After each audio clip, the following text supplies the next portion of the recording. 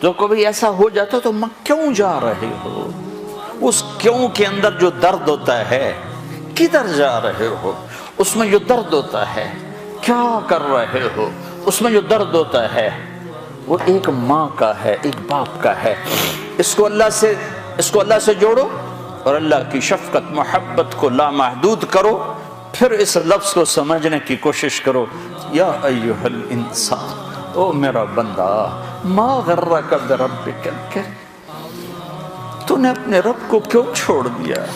تجھے کس نے دھوکہ دے دیا؟ میں تیرا رب ہوں، میں تیرا رب ہوں، تمہیں کس نے دھوکہ دے دیا؟ تو کیوں مجھے چھوڑ کے چلا گیا؟